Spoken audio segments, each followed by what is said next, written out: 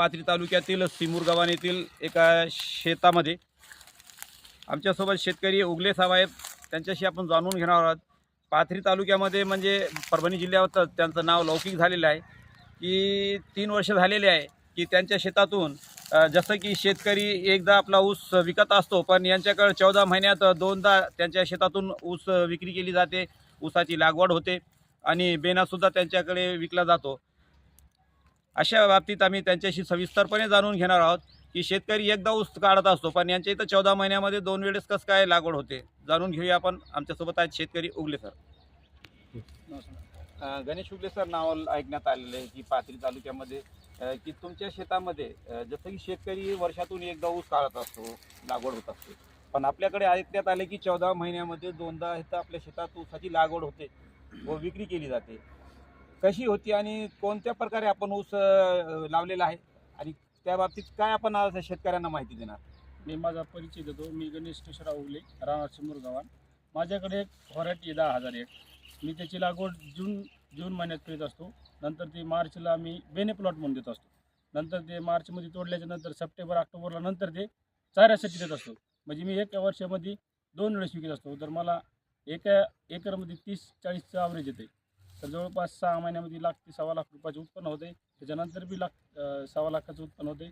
जवळपास माझं 2.25 लाख रुपयापर्यंत एक वर्षाचं उत्पन्न जाते. म्हणजे किती, 1 एकरमध्ये? 1 एकरमध्ये. अच्छा, खर्च किती जातो? त्याचा मिनिमम खर्च जास्तीत जास्त सरासरी मी जास्त खर्च करीत नाही. खर्च मर्यादित असते माझा. तर जवळपास 10,000 ते 12,000 रुपये एकरी खर्च असतो माझा ऊसाचा.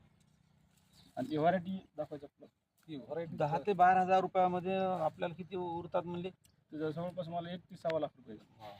हां, कोणतं बेन आहे? ते बेनच व्हरायटी 10,000 आहे. ती 6 महिन्यातच येते व्हरायटी. कुठं जे विकलं जातं आपलं ऊस? आपलं आता माझ्या शेतकऱ्यासोबत कॉन्टॅक्ट आहे. हां. आता ते गव्हाचं क्षेत्र असते आपल्या इकडं. गहू संपलं की बेने प्लॉट कोणाकडे नसतात, माझ्याकडे असते. तर कॉन्टॅक्ट साधतात, लगेच मी बेने देऊन टाकत असतो शेतकऱ्याला. नंतर सप्टेंबर ऑक्टोबरला काय होतं, चाऱ्यासाठी थोडी अडचणी असते शेतकऱ्याला. तर आपल्या एरियामध्ये जवळपास थोडं म्हशीचं प्रमाण वाढलेलं आहे आता. तर आमचे मित्र आहेत ते गावचे, तर त्याचा कॉन्टॅक्ट असते तबेल्यासोबत. तर ते कॉन्टॅक्ट साधून माझ्या सोबत साधतील कॉन्टॅक्ट, आणि मी म्हशीला चारायला म्हणून 2,000-2,500 पर्यंत भाव भेटते मला तवा. कसं प्रतिसाद भेटते आपल्याला शेतकऱ्यांकडून? शेतकऱ्याकडून 1 नंबर. आता माझ्याकडे असं बेने प्लॉट मी नुसतं स्टेटसवर ठेवलं बेने प्लॉट चालू आहे, तर माझा जास्तीत जास्त 2 ते 3 दिवसात उडते प्लॉट. माझ्याकडे आज बी गिरायक आहे. 10 एकर जरी प्लॉट लावला मी, तर ते टोटल विकतं. कुठपर्यंत जाते आपला माल? तर गेल्या वर्षी मी सुलतानपूरला दिलं होतं. सुलतानपूर, आपलं बुलढाणा जिल्ह्यामध्ये. हां, सुलतानपूरला पण माझं बेने गेलेलं आहे. आणि ही व्हरायटी म्हणजे शेतकऱ्यासाठी एकदम फायदेशीर आहे. इतक्या लोकांपर्यंत आपले कसं काय नाव गेलेलं? सर आता ते सोशल मीडियावर थोडंफार मी माझं भरपूर काम आहे शेतीवर.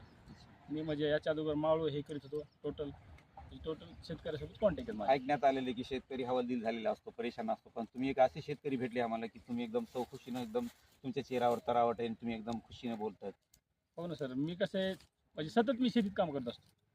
शेतीत आता कसं आहे, आपण लावायचं 10 एकर ऊस, अवघत माझ्याकडे 10 एकर ऊस म्हणायचं, हिंडायचं फिरायचं. आता तुम्ही म्हणता तर माझे 4 मोटर चालू आहेत. म्हणजे एकटाच 4 मोटर दारे जातो. म्हणजे नियोजन माझं टोटल असतं. कमी खर्च, उत्पन्न जास्त, आणि सोबत कॉन्टॅक्ट असतं शेतकऱ्यासोबत. आणि कारखान्यासोबत बी माझे चांगले संबंध आहेत. कारखान्याचे क्षेत्रातले शेतकी अधिकारी आहेत, माझे मित्र आहेत. मला टोळ्या देतात, 4-5 टोळ्या देतात. मी शेतकऱ्याचा ऊस बी घालतो. त्याच्यामुळे माझा सगळा कॉन्टॅक्ट वाढलेला. आमच्या चॅनलच्या माध्यमातून शेतकऱ्यांना काय संदेश देताना आपण? शेतकऱ्याला एवढं सांगतो मी, शेती ही स्वतः करायची असते, कोणावर अवलंबून नाही. कमी खर्चात करा आणि असे नवीन प्रयोग बघा, नवीन व्हरायट्या बघा. त्याच्यामधून आपल्याला जेणेकरून जास्तीत जास्त उत्पन्न भेटन.